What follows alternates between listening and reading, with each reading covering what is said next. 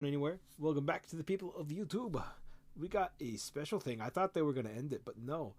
There is something I want to say because one of these models, they took the silhouette and the model is from RTLW. And they gave an older model some love, but let's go. Let's go. This is going to be some Warhammer stuff. This is Warhammer 40k. I know what this is. I know what this is. I'm very excited for this. Warhammer 40k.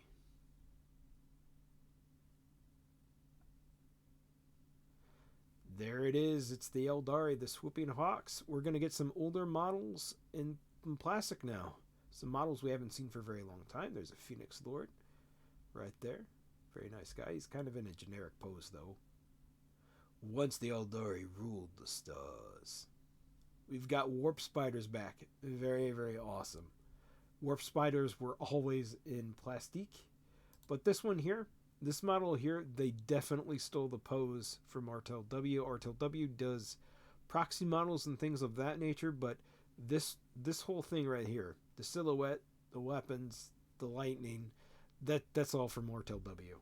They blatantly ripped off that design, and it's a cool design, but I mean they just the 100% RTLW right here. There's the silhouette, everything. Because I thought about getting some of their spiders and stuff, and getting some different weapons and whatnot. And I think these guys kind of have the same silhouette, but those silhouettes were based off of different older models that RTLW did.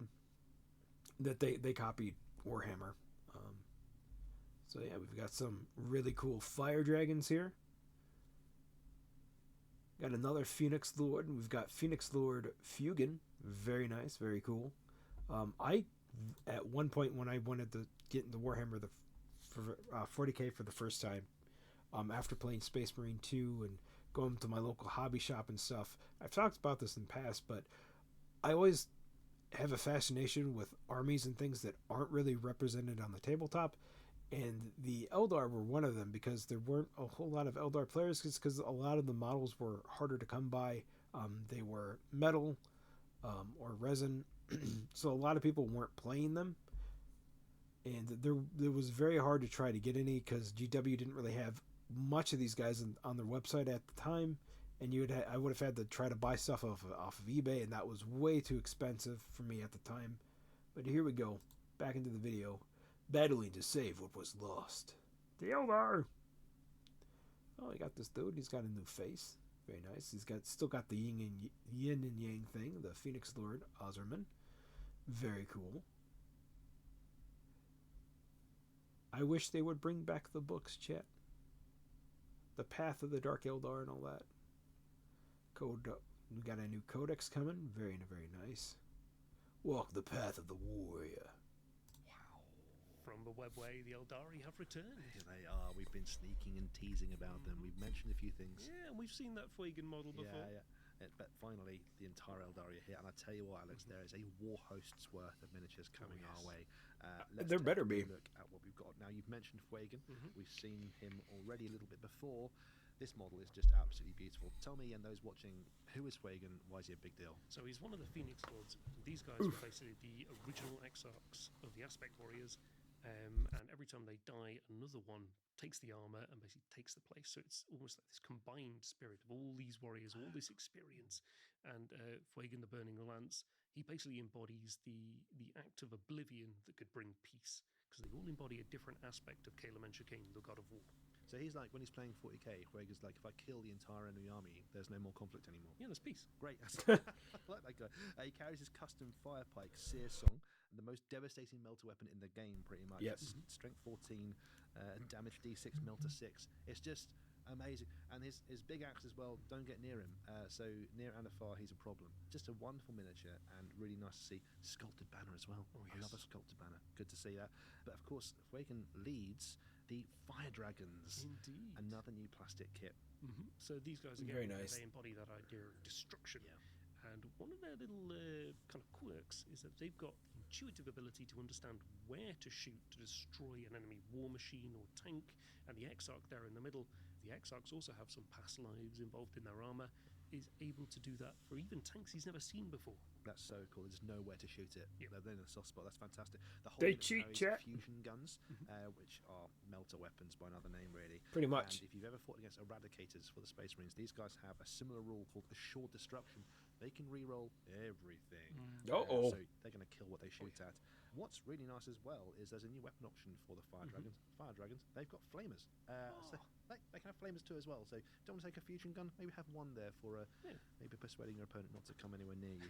And the Exarch has different weapon options. You can carry the giant fire pike or even a dragon axe for devastating close combat attacks too. So it's a really nice plastic kit with lots of different options in there. Really nice to see them in.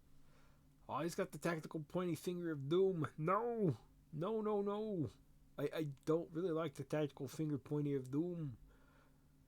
I mean, the Space Marines have it, and now the Eldar have it. Man. Give him a different pose. Like, make him flicking off the enemy or something. Just not pointing. In plastic. Also coming in plastic, it's more Aspect Warriors. It's the Swooping Hawks. Those guys are pretty cool. Drastically different, Alex. Tell me about these. Yeah, so these guys basically wear incredibly lightweight armor, and you can see with those wings, they're able to take to the air and give that aerial support. They can scout out a little bit, but what they like to do is they like to go really high up, and so if you're looking up, there's just this tiny silhouette above you that strikes down and wipes out everything. That's terrifying. I don't like it at all. They are carrying las blasters, which is a lovely little blast back to the past of Eldari. They shoot 4 strength, 4 shots apiece. They can drop grenades on people as they fly over as well. And the Exarch has a choice of lots of different weapons, including the Sun Pistol and Power Sword, which you can see the model carrying there. They're just a really cool utility unit. And Alex, they're all standing on hero rocks, man. It gives them a nice little. No, level not of hero dynamism. rocks. Really beautiful models in that iconic teal. At least they're not on scheme. stupid Just great to see. classic But of course, flying they boat also have the stands. Phoenix Lord, and here he is in plastic. This is Baharoth.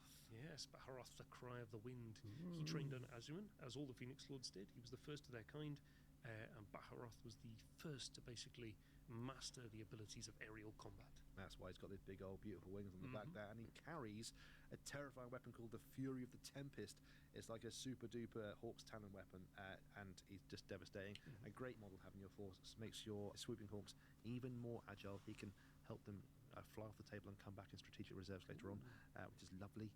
Just a beautiful miniature and wonderful on the table as well. It's worth mentioning that all these Phoenix Lords are both devastating in shooting and combat. While you might think this guy's specialised in... No, they're all just good at everything. But then they're Eldari, right?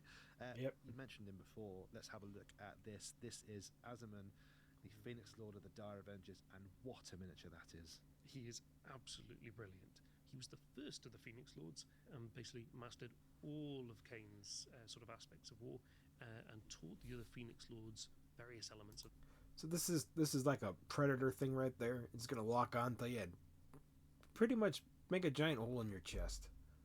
That, so they each embody one aspect of it, but it's Azuman that kind of embodies that central doctrine of battle, that calm, strategic mind.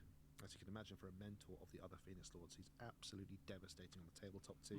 The Bloody Twins, his personal shuriken weapons there, are damage 2, and the Sword of Azuman that he carries there has 6 attacks at strength 6, AP 3, damage 3.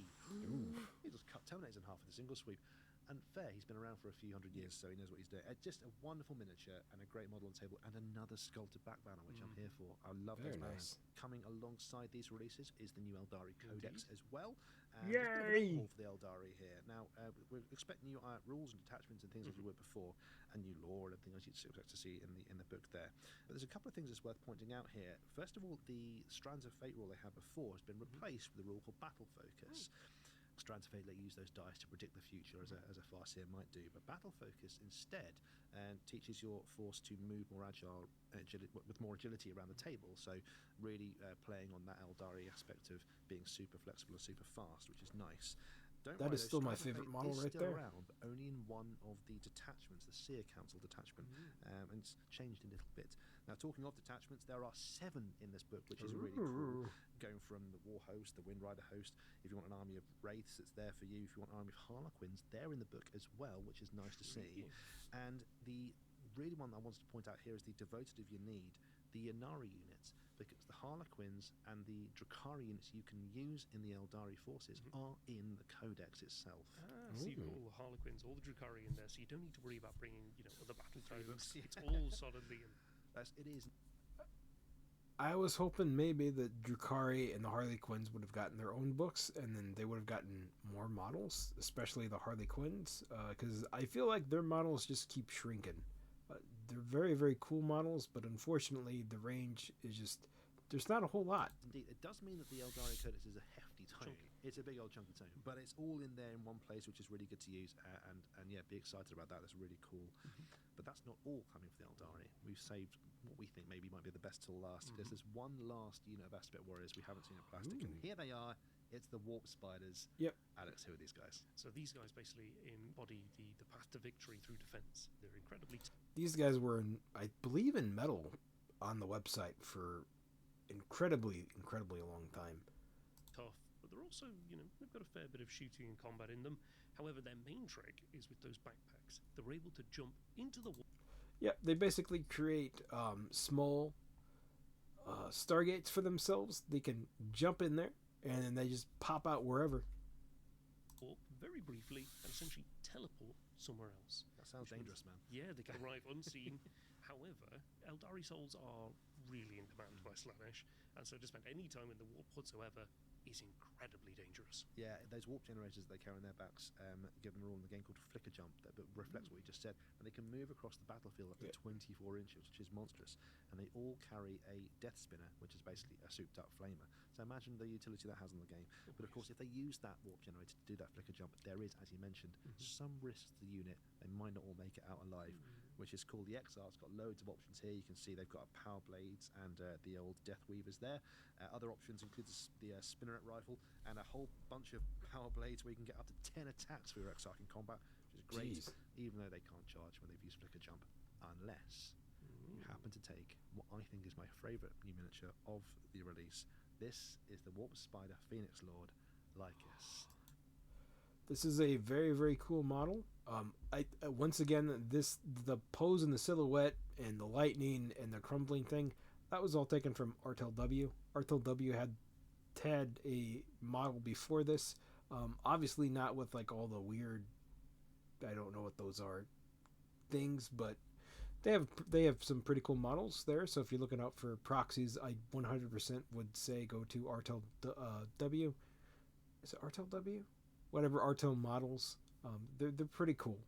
They've got some very decent and very nice looking models, and from the reviews and everything that I've seen, they're pretty clean. They're pretty cool. You just got to do a little bit of cleanup, not too much. And they're very, very nice. They're very affordable models. They're not going to cost you an arm and a leg. For a while, I wasn't able to. People in the U.S. weren't able to get them. I still haven't ordered any. I know I was going to say I was going to order them, but I just have to think about rooms and room for my models and stuff, because I've got a giant backlog of shame that I just have to get to.